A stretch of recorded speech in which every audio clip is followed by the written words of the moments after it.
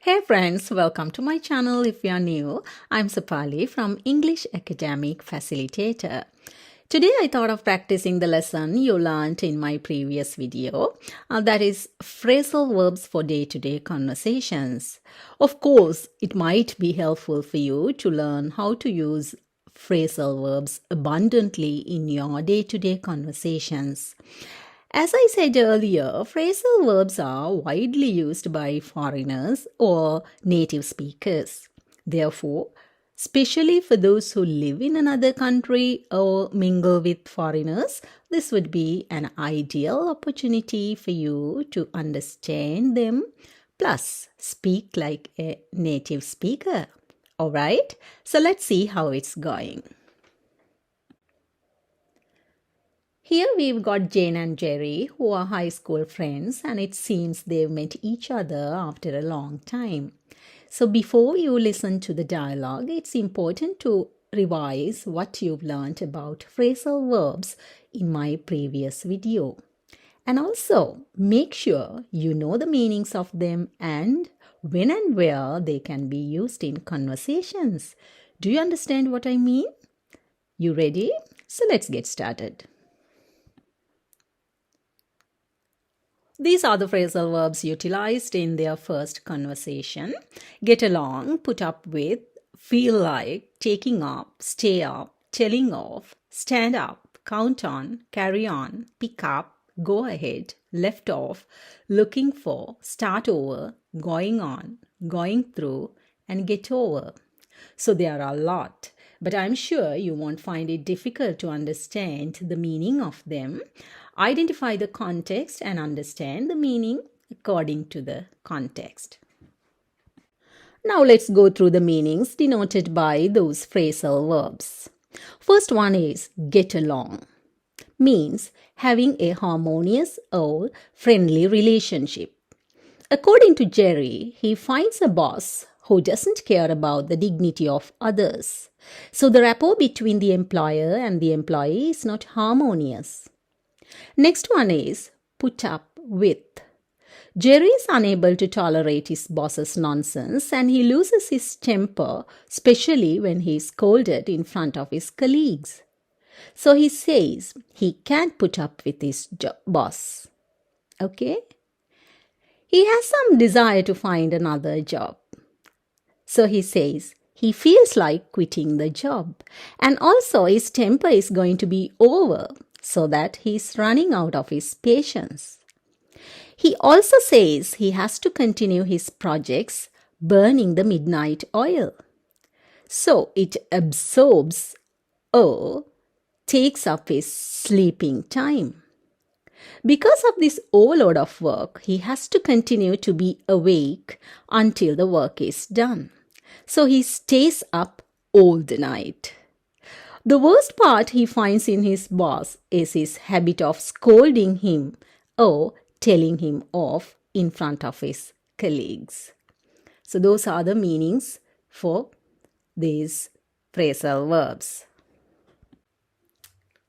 Hi, Jane. How are you? It's been ages after graduation, right? How's it going? Hi, Jerry. Indeed, I'm good. So, how is everything? Splendid. Been working for a shipping company since graduation. How about you? Oh, that's wonderful. But in my case, I'm a rolling stone, Never been able to stick to one job. This is my fifth since graduation. Really? Well, that's a first. Me, I don't get along with my new boss too well, and I'm running out of patience now. Oh, I'm so sorry to hear that, Jerry. Looks like you're hunting for a new one, I guess.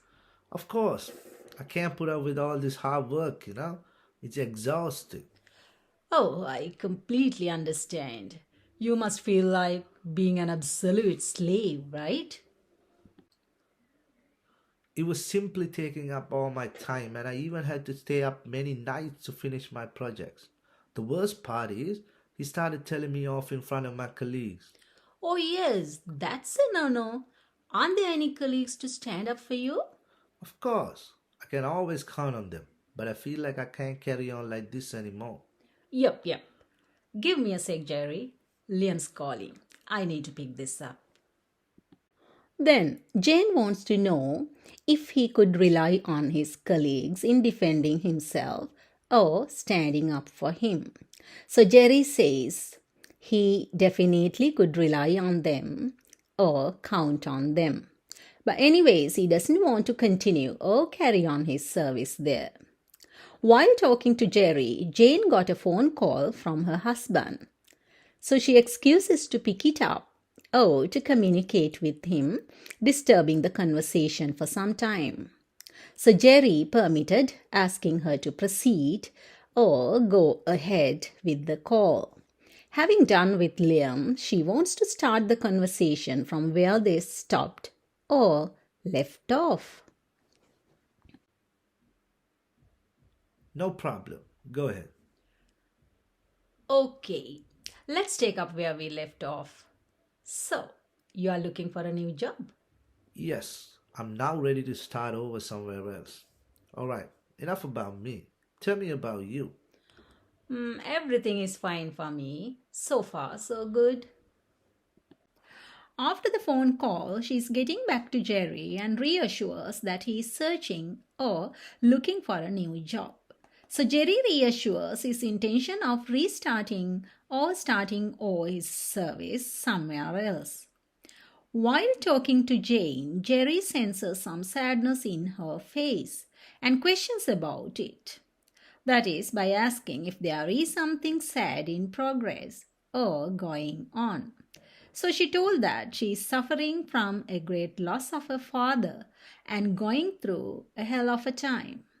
Further, she says that she finds it difficult to recover or get over that sadness. But you look worried. Is there something going on with you? My dad died of COVID recently, and it's been a great loss for our family, as you can understand. Oh, I'm so sorry to hear that. I understand what you're going through. The problem is that I couldn't take him to the hospital before it's too late. So it's almost impossible for me to get over this. Yes, I understand. That can have a real toll on you if you keep blaming yourself. Alright, let's have a cup of tea. Sure. Wanting to divert the conversation into another direction, Jerry invites Jane to refresh themselves at a nearby restaurant. So we'll see how the conversation proceeds afterwards. There they exchanged some phrasal verbs such as taking care of, start off, look over, make up, and running out of. Here, the waitress is introducing herself to the guests as she is the provider for their needs there, or she is taking care of them. And she then asks them to take the first step by starting off with a soft drink and leisurely check the menu and look over the meal they need. While looking over, Jerry finds it difficult to make a decision of what to order, so he couldn't make up his mind as everything looks delicious. This place smells so good, and I love the decor as well. The food is fresh, healthy, and delicious too. Hello, I'm Stacy. I'll be taking care of you today. Can I start you off with some drinks? We have coffee, herbal tea, and soft drinks. I'll have a lemonade, please. And I'll have a coffee with cream and sugar. All right, I'll go grab your drinks and give you a chance to look over the menu. Everything looks delicious. I know. I'm not sure what to order. Can't make up my mind. Are you ready to order? Yes, I'd like one pepperoni pizza, please. Small, medium, or big size? Medium. All right.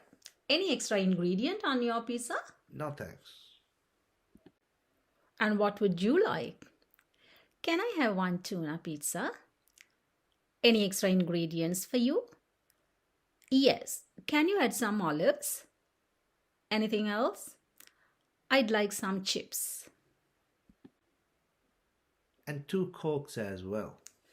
So to sum up, 2 medium-sized pizzas, pepperoni and tuna with olives, a portion of chips, and 2 cokes.